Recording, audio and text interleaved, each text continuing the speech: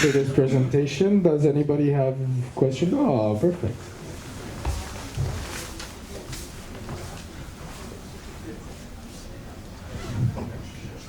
Yes, I had a question about this. You said the Doppler effect and you had the sun going around. And I was thinking, so this, you can get information about the sun, but also about the planet, or is it only the sun?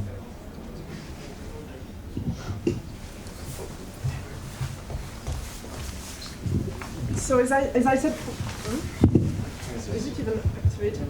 Yeah, as I said in the presentation, so if you look at the Doppler effect, you are analyzing the light from the star. So you are looking at the slight motion of the star, but this motion is caused by the planet. So from this method, you indirectly observe the planet, you deduce the existence of the planet, and depending on the precision of your observation, you can get an estimate of the mass of the planet.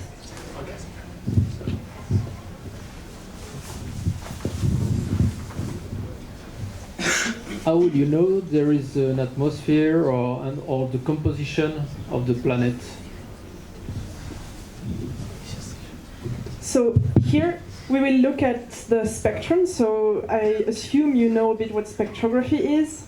So we decompose the light into different wavelengths. And instead of just looking with the transit method of how the brightness decreases, we're going to look at how the brightness decreases in each wavelength. So if some wavelengths are decreased more than others, it means some wavelengths of light are absorbed in the atmosphere of the planet, and that's how we deduce what kind of elements we have in there. But it's still a technique that's being developed at the moment. We don't have very precise experiments to have this kind of analysis right now, but it's being developed, and Cheops is starting to use this technique. But it won't be able to very precisely characterize the chemical composition of an atmosphere. It mostly determines if there is an atmosphere or not already. And we will need to upgrade the precision a little bit to have a really complete spectroscopic analysis, but that's how it's done.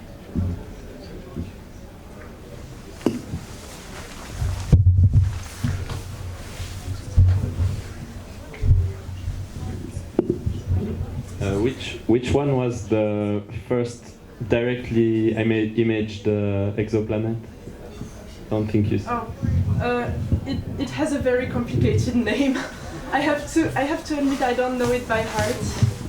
So I could check that for you at the break if you want. I can just check. I don't know the name by heart. I'm sorry. How was it done? Oh, it was done from a ground-based observatory in Chile, so from the Very Large Telescope, and it was simply a direct imaging technique. So it was simply taking a picture, zooming in as much as we can on the star, and taking a picture of it.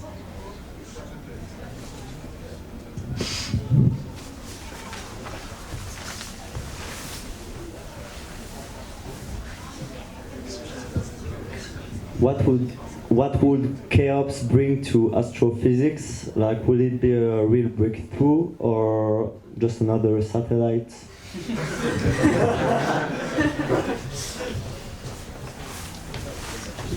I would say it definitely isn't just another satellite. I mean, there are a lot of satellites out there, and each of them has brought its own contribution. So, of course, it might not be the next Nobel Prize worthy discovery, but it's going to help characterize some of the planets that we already know, but that we know very little about. We just know they exist, basically.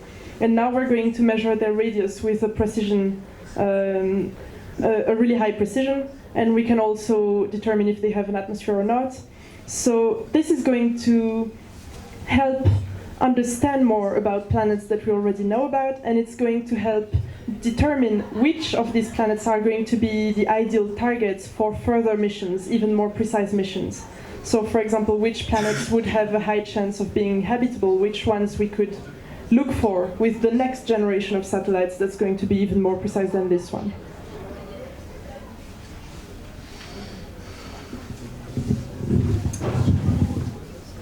First of all, thank you for the great talk. It was interesting. And it's a totally naive question, but so if you reach for high precision, why face the challenge to go to space instead of doing it from the ground where you can control everything?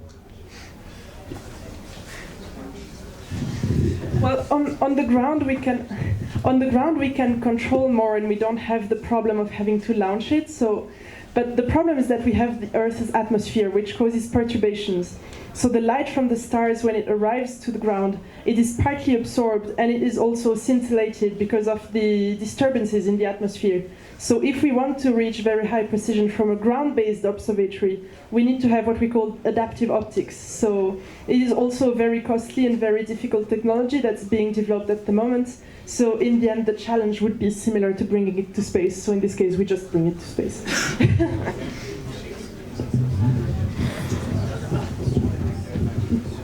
Speaking of bringing it to space, what is the method for getting it into that into that orbit where it's always pointing away from the sun? Do you know how they managed to do that?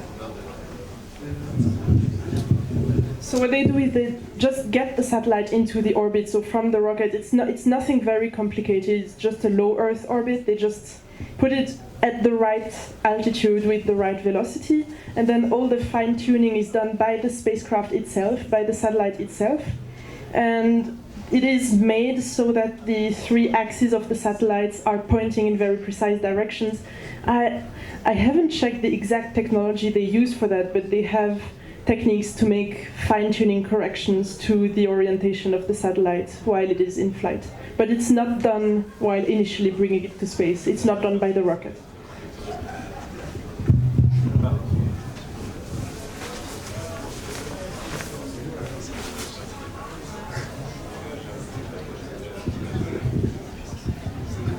I was just wondering, how does it compare to the James Webb telescope?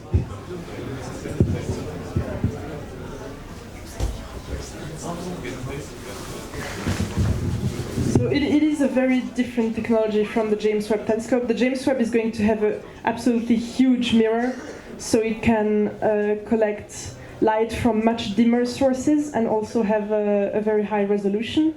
The difference here is that James Webb Space Telescope will not only be used for exoplanet research.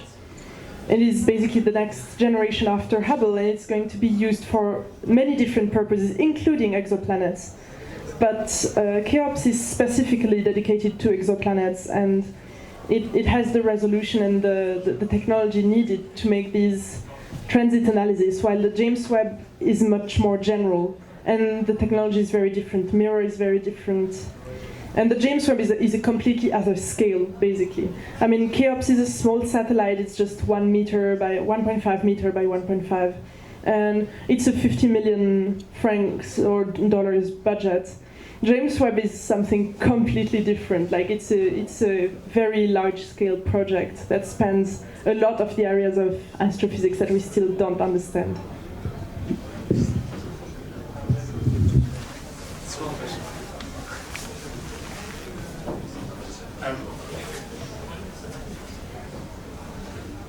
What is the closest exoplanet we have?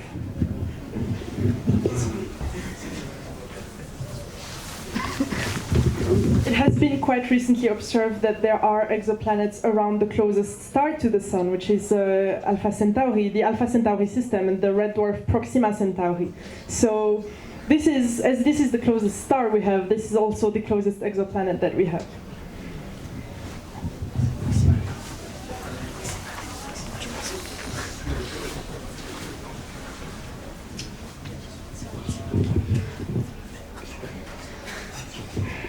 Why did they choose a 700 kilometers orbit around Earth when the atmosphere around Earth at this altitude is already quite it's not very important, it's still a bit important, so that means they're probably going to have to use quite a lot of propellant to stay at that altitude. Do you know why they choose this and not a higher orbit?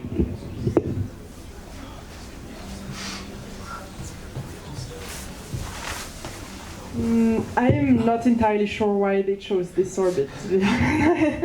I could check that. I don't know the precise reason. It's probably easier to put it at a lower orbit. It's less costly, less difficult, and probably for the resolution needed it was sufficient. But if there's a specific reason, then I might be able to find it. Then again, we can talk about it later. Any more questions? No one? Feel free to ask. You get a sticker. Well, I think that's all. I'd like you to applaud Emilie for passionate answers.